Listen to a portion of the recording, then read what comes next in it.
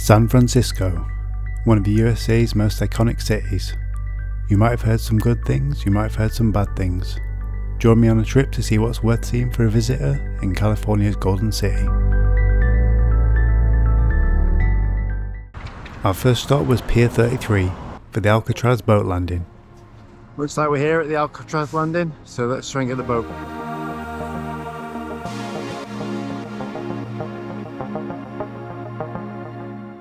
Alcatraz Island is around 1.25 miles from the landing, and the boat ride takes around 15 minutes.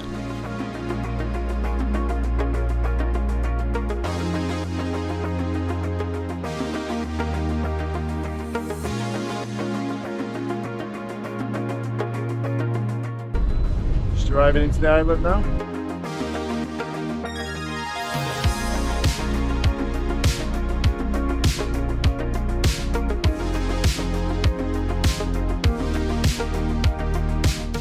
There's 6 watchtowers on Alcatraz Island, and they'd all have armed guards.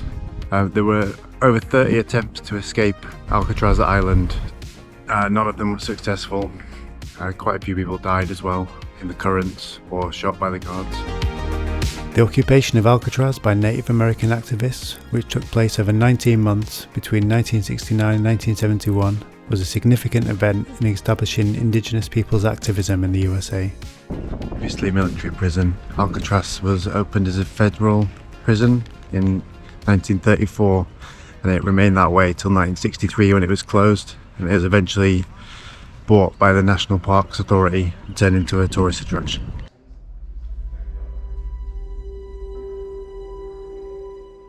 Entering the prison itself, you walk through the search and shower area before getting a headset for the audio tour.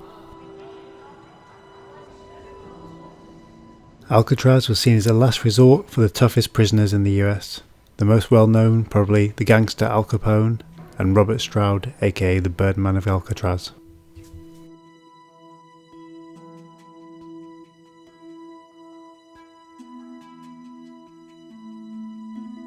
D block was a treatment block of the prison, which often involved isolation and stays in the hole, the worst cell being the end cell, where inmates would be stripped naked and have only a hole for a toilet, for which the guards controlled the flush.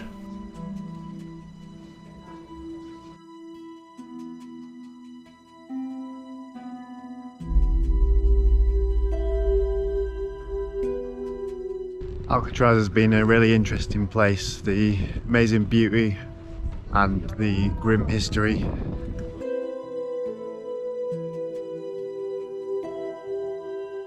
We took the boat back to the mainland with our eyes on a famous lunch spot.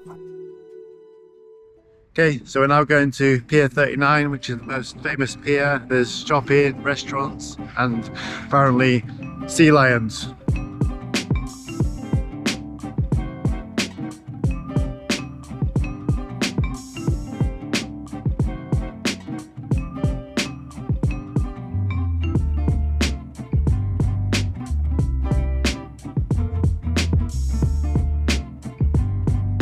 Apparently there's really good seafood here, especially clam chowder.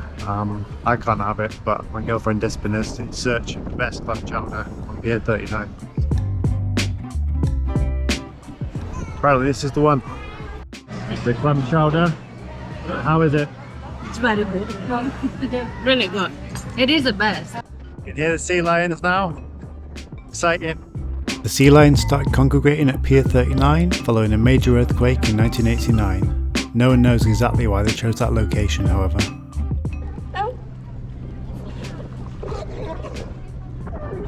Really big up close.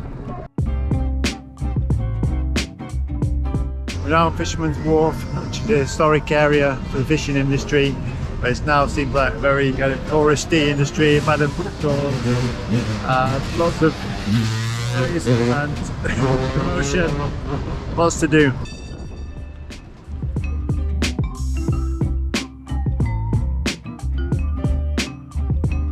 The hot sauce store. Despina's found some really nice hot sauce here. She's going to buy some.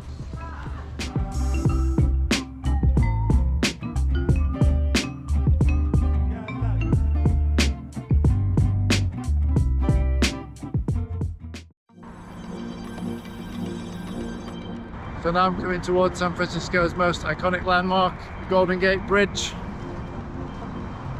There's lots of models here showcasing the physics and engineering that went into the bridge.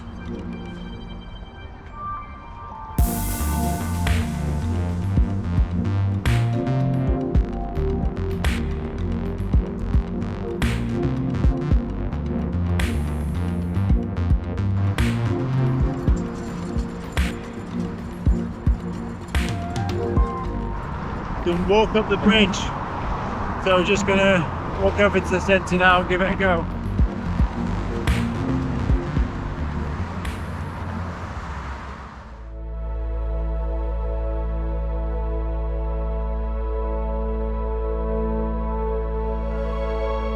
We're gonna take this really beautiful walk here along the beach and Crissy Field.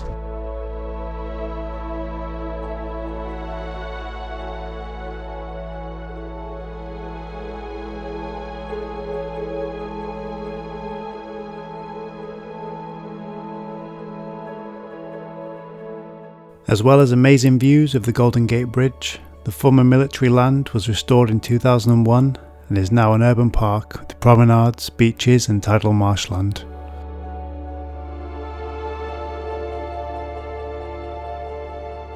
This is the Palace of Fine Arts. You can see these amazing neoclassical, really huge pillars.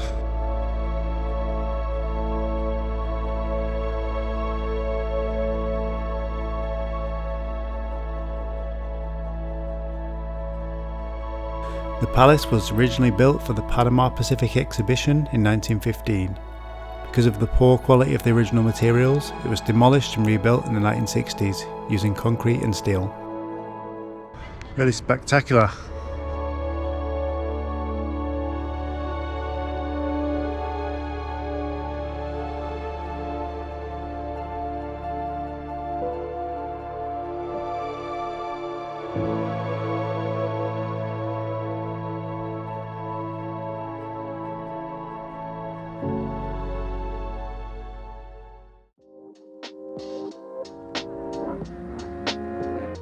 We're walking up the very steep Lombard Street in search of the famous zigzag section.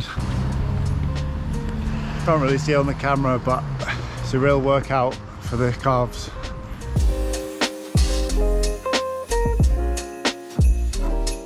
Amazing views before we even see the street. The road's hairpin switchbacks were added in the 1920s as a safety measure. It wasn't until the 1960s when the crooked street's manicured gardens of hydrangea bushes started showing up on postcards, cementing its fame.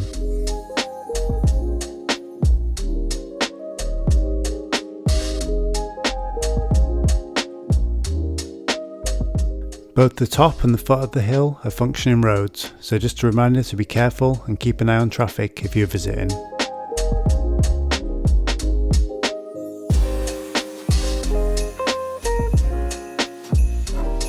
We've done 67,000 steps today. But 0 kilometers, I don't know how that is possible.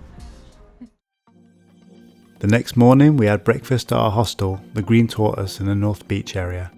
As well as a good location near the Chinatown district, the hostel has a beautiful communal space called the ballroom and even has a sauna.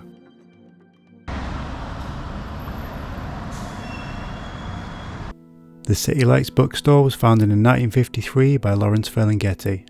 It quickly became a meeting place for writers and poets, including many of the famous Beat Generation writers such as Jack Kerouac and Allen Ginsberg. As well as its notable history, City Lights is also a great modern bookstore to look around.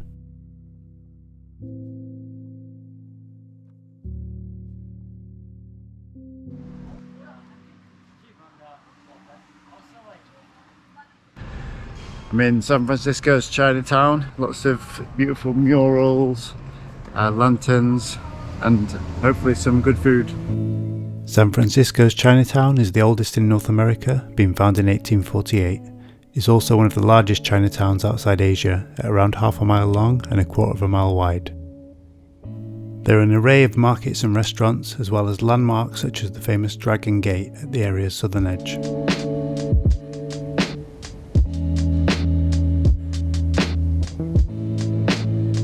We took the underground to another of the city's areas of interest.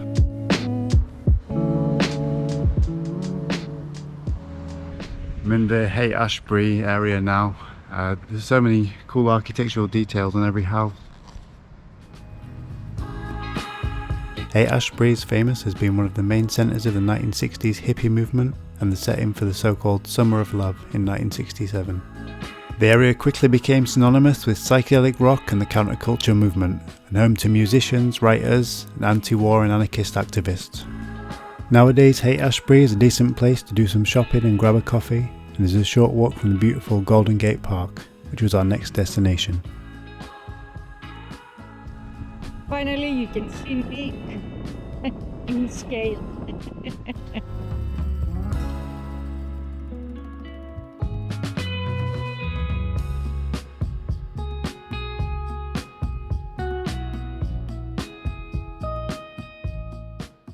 So we're just heading into the Conservatory of Flowers here. The Conservatory of Flowers is the oldest building in Golden Gate Park, completed in 1879. The wooden greenhouse was built in the Victorian architectural style and hosts a variety of plants from around the world, including tropical and aquatic plants.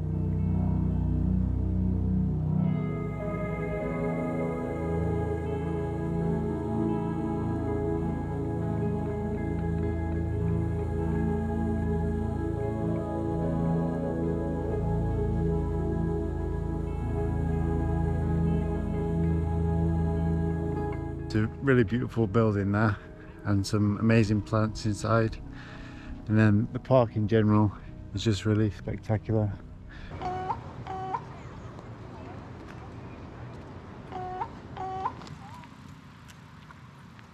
It's a really beautiful little park down here near the Science Museum, fountains, eating area.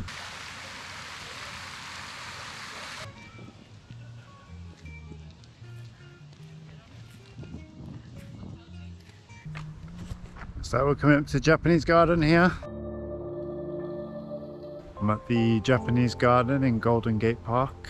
I've never been to Japan, but this is the nicest Japanese garden I've ever seen.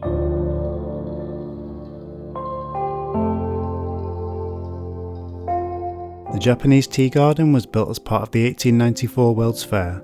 It was managed from 1895 until 1925 by Japanese gardener Makoto Hagiwara, who also introduced the modern fortune cookie to the US from Japan. Look at you! Top of the world!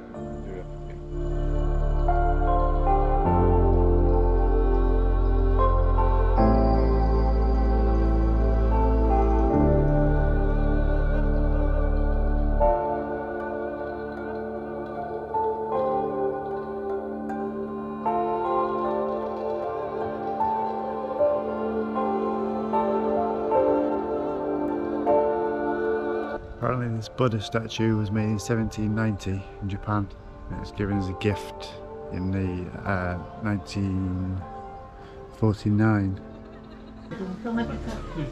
They got a really nice tea garden here as well. We're going to get some hojicha tea and some sweet desserts.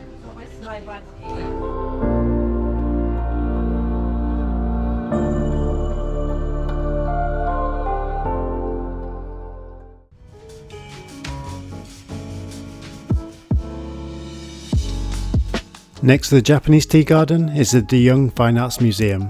Originally built in 1895, the building has been demolished and rebuilt several times. The current building was finished in 2005 and houses modern and historic art as well as ancient artifacts from around the world.